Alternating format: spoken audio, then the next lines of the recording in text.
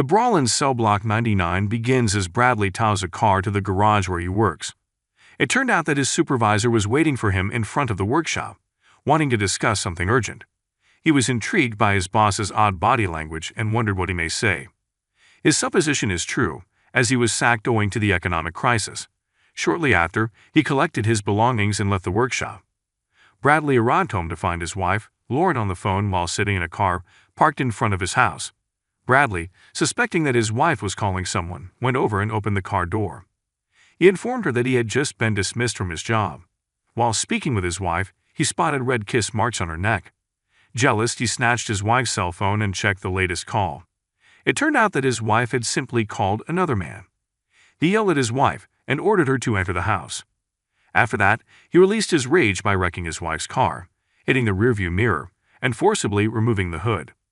Bradley welcomes Lauren into the house for a one-on-one talk and inquires about the length of her affair. His wife then confesses to having an affair with another man for 3 months. Lauren was saddened when she miscarried, and Bradley became preoccupied with his business and no longer had time for her.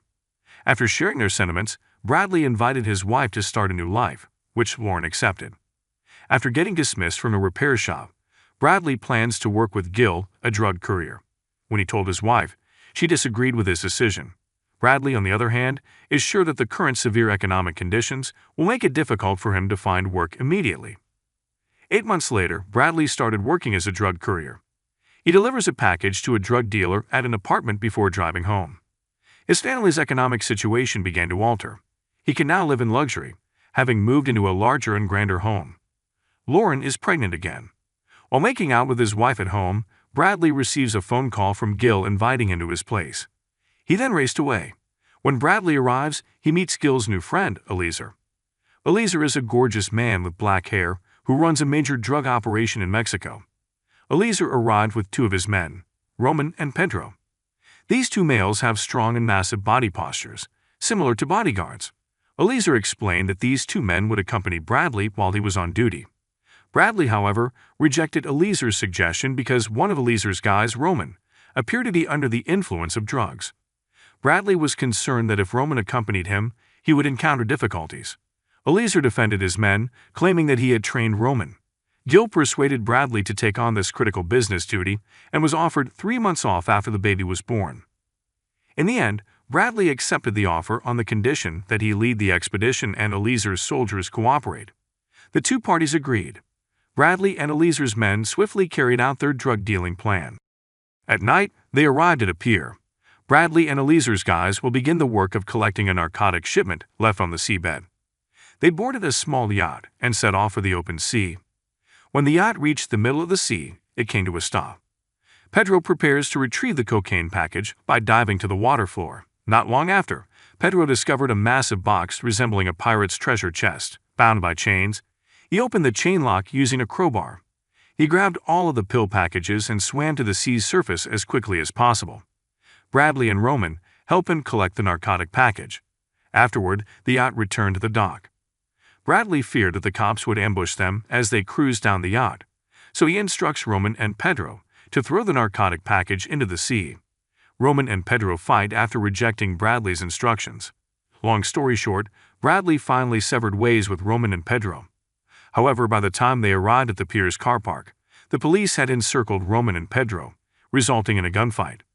Bradley walked hurriedly back to the yacht after witnessing the incident from a distance. Unfortunately, while on the way, he came across a police officer who begged for his assistance in helping them. Bradley had to think quickly to avoid being suspected, so he claimed to be a citizen while assisting the police. Then he shot Roman and Pedro. Pedro died in the shootout, and Bradley was captured and held right away. A detective questions Bradley at the police station. The detective discovers that Bradley is a cunning individual who can deceive others. However, the cops aren't foolish. After his trial, he was sentenced to 7 years in prison for murder and possession of prohibited weapons.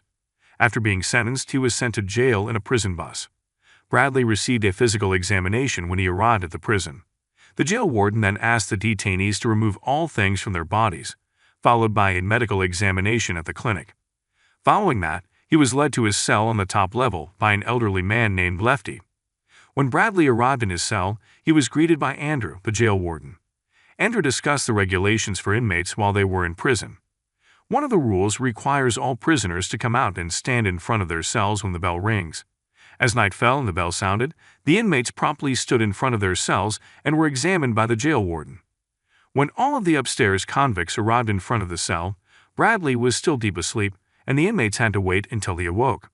Soon later, Bradley awoke and was chastised by the prison warden. He was instructed to be more disciplined and follow jail rules. Meanwhile, in Bradley's house, Lauren, who was asleep, was startled awake by an intruder who broke into her home and shot her with a stun gun. Lauren then passed out and was led by the abductor to a mysterious location. Bradley was summoned to his office by jail staff the following day. Denise, the staff member, informs him that an obstetrician wants to meet with him. It turned out the doctor was his wife's obstetrician. The doctor wanted to talk about the issues Lauren had with her pregnancy. Bradley met Dr. Pellman the next day in the jail welcome area. Dr. Pellman turns out to be Elieser's henchman, who came to the prison to inform him that his employer had lost $3.2 million in botched drug deals at the time. Then he showed a shot of Lauren sitting in a chair with her eyes closed and hands tied. Dr. Pellman threatens to abort Lauren's womb if Bradley does not follow Elieser's demands. Finally, they came to an understanding. Bradley is asked to make amends by killing Christopher Bridge, a life-sentence criminal. The prisoner is in a different prison, specifically cell block 99. The prison warden led Bradley back to his cell when he finished conversing with his guest. Before entering his cell, he abruptly removed his shoes and began striking Andrew with them. A fight occurred. Bradley purposefully caused a commotion so that he might be transported to cell block 99 in Redleaf, where the prison is a distinct prison with utmost security. Bradley can easily defeat Andrew. However, some of Andrew's co-workers intervened and apprehended him. Bradley again attacked multiple prison guards on his approach to the cell, resulting in a fight. Bradley did this because he believed the trouble he caused was insufficient to warrant transfer to the Redleaf region. After the battle, one of the jail guards electrocuted him and transported him to Redleaf prison. His wish had been granted. When Bradley arrived at Redleaf prison, the warden met him. The warden emphasized that Redleaf is a maximum security prison with a slim chance of being released. Following a physical examination, Bradley was led to cell number 59. When he arrived at the cell, he was surprised to notice that the chamber was not in the same condition as the prior penitentiary. The cell suddenly appears filthy, gloomy, and stinky. The cell chamber, which is connected to the open toilet, is full with excrement from past criminals. He could not take the stink and removed his shirt to hide his nose. After laying in his cell for a long time, officers approached him and took him outside for 60 minutes of fresh air.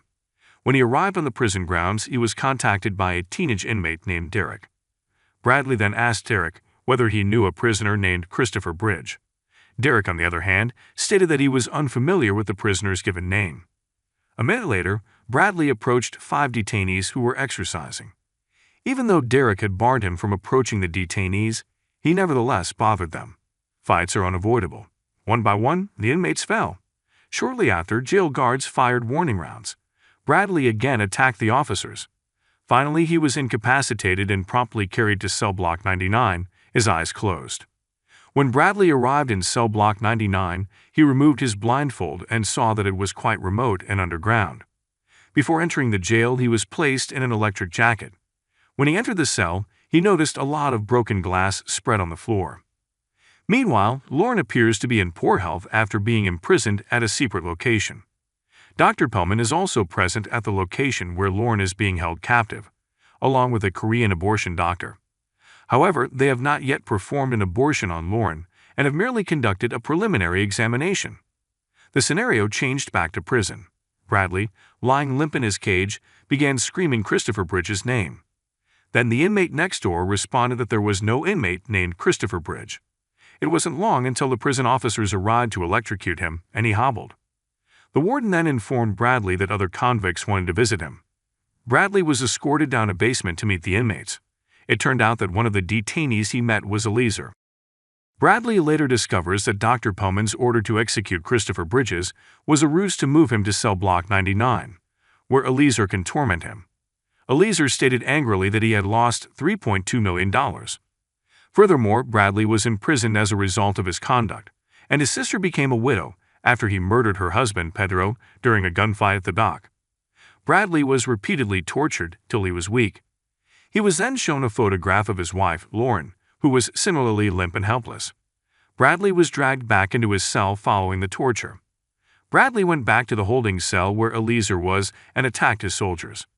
Eliezer's soldiers fell one by one, until just Eliezer remained in the jail.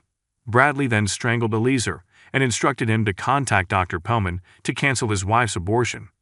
He also asked that they take Lauren to Gil's place. Bradley's desire was granted when he broke Eliezer's leg. Lauren hurried towards Gil as soon as she arrived at his home. Gil then shoots Dr. Pellman and the abortion doctor from a distance with a long gun, killing them. While in prison, Bradley sent a farewell message to his wife, asking her to press the cell phone to her stomach so that the baby she was carrying could hear what he was about to say. He prayed that his child will grow up healthy and intelligent. Bradley appears depressed since he thinks he will never see his child.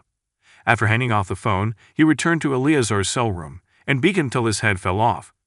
Bradley was killed when the warden of the prison shot him in the head. The movie concludes.